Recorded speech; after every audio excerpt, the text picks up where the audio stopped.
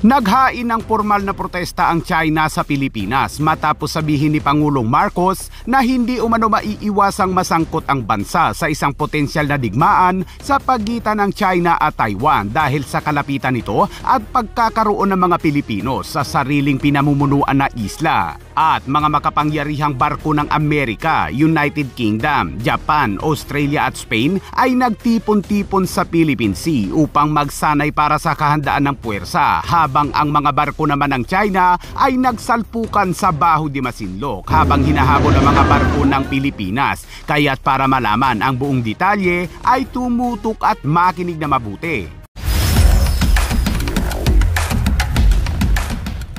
Mabilis ang update mga kabayan. Naghain ng formal na protesta ang China sa Pilipinas matapos sabihin ni Pangulong Marcos na hindi umano maiiwasang masangkot ang bansa sa isang potensyal na digmaan sa pagitan ng China, Amerika at Taiwan dahil sa kalapitan nito at pagkakaroon ng mga Pilipino sa Taiwan. Kaagad namang nag-react ang tagapagsalita ng Chinese Foreign Ministry na si Wang Wenbin sa isang press conference na ang mga komento umano ni Pangulong Marcos ay sumasalungat sa pangako umano ng Pilipinas sa patakarang One China policy na kumikilala sa Taiwan bilang bahagi ng teritoryo ng China. Inakusahan ni Wang ang Pilipinas sa paggawa ng mali at mapanukso umanong mga pananalita at aksyon, pagpapaliyab at pagwawalang bahala sa prinsipyo ng One China policy at pagsira sa relasyon ng China at Pilipinas. Sinabi niya na ang Foreign Ministry ng China at ang embahada nito sa Pilipinas ay nagsampa na ng seryosong protesta sa gobyerno ng Pilipinas. Sinabi ni Wang Wenbin na ang mga naturang dahilan anya ay hindi dapat gamitin upang makialam sa internal at sovereignty affairs ng ibang mga bansa. Dagdag pa ni Wang na nilalabag ng mga katwiran na iyon ni Pangulong Marcos ang international na batas at Asian Charter. Abay may nalalaman pang international na batas ang China mga kabayan. Abay paano naman yung international na batas sa dagat na nilalabag o ayaw din sundin ng China sa West Philippine Sea. Hindi ito ang unang pagkakataon na nagalit ang China kay Pangulong Marcos dahil sa Taiwan. Matatanda ang noong January na karaang taon ay nagpost si Pangulong Marcos ng isang mensahe ng pagbabati sa bagong halal na presidente ng Taiwan na si Lai Ching-te. Dahil sa simpleng pagbati na iyan, abay naglumpasay sa galit ang China kung saan pinatawag pa nito ang embahador ng Pilipinas sa China at inakusahan ang Pilipinas ng paglabag sa prinsipyo ng One China policy. At ngayong taon ay nasundan pa yan kung saan tinanggal ni Pangulong Marcos ang batas na nagbabawal sa mga opisyal ng gobyerno na bumisita sa Taiwan at nagbadala pa ito ng mga delegasyon sa Taiwan kaya't nagwala na naman sa galit ang China. At sa ibang balita naman mga kabayan, ang mga sasakyang panghimpapawid at pangdagat mula sa United Kingdom, Japan, Amerika, Spain at Australia ay nagtipon sa Northern Philippine Sea sa isang high-profile na demonstration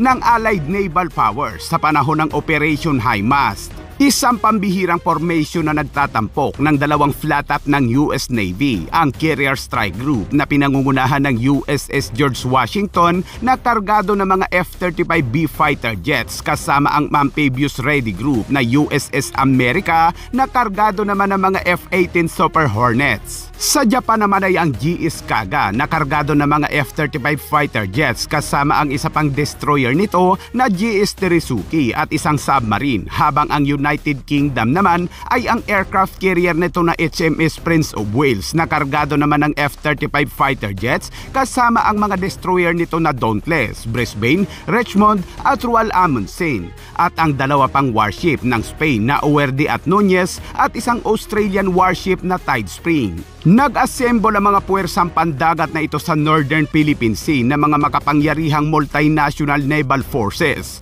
Ang Operational High Mast ay ang deployment ng sumasaklaw sa Indo-Pacific na may pagsasanay na idinisenyo upang palakasin ang mga pakikipagsosyo at pagbutihin ang kahandaan sa pagpapatakbo kasama ang mga kaalyado sa rehiyon. Ang operasyon ay nagsisilbi rin bilang isang plataporma upang bumuo ng komplikadong multinational na interoperability mula sa pinagsamang Carrier Strike Operation hanggang sa Coordinated Anti-Submarine Warfare at Humanitarian Assistance Drills.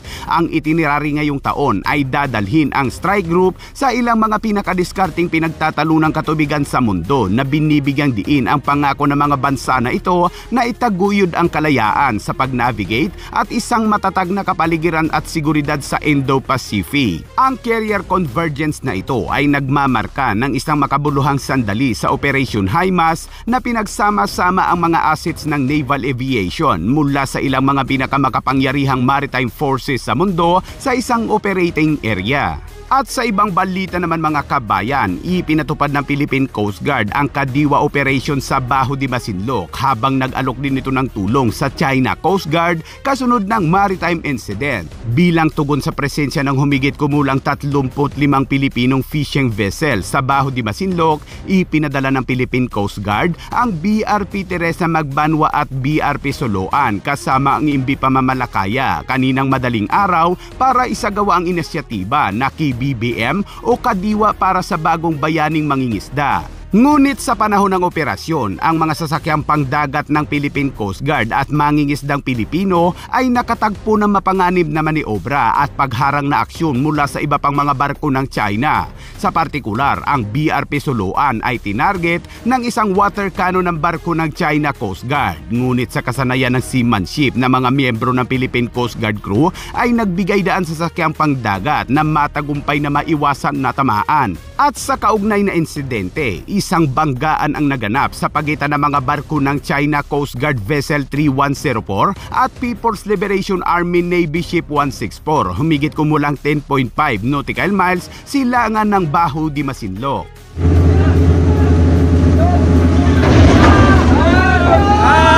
Ang China Coast Guard Vessel 3104 na humahabol sa BRP Soloan ng Philippine Coast Guard ay gumawa ng isang mapanganib na maniobra mula sa starboard quarter ng Philippine Coast Guard Vessel habang sakto namang paparating ang barko ng China PLA Navy kaya't humantong sa pagtama ng barkong pandigma ng PLA Navy na nagresulta ito ng malaking pinsala sa force caster ng barko ng China Coast Guard. Kinarma ata. Kasunod ng banggaan, abay kaagad na nag-alok ng suporta ang Philippine Coast Guard kabilang ang tulong ng man overboard recovery at tulong medikal para sa sinumang nasugatan sa mga crew ng China Coast Guard. Ngunit nanahimik ang mga crew ng barko ng China at hindi sumasagot sa mga radyo. Samantala, ligtas na inihatid ng BRP Teresa Magbanwa ang mga mangingisdang Pilipino sa isang ligtas na lokasyon kung saan binigyan sila ng mga gasolina at supply.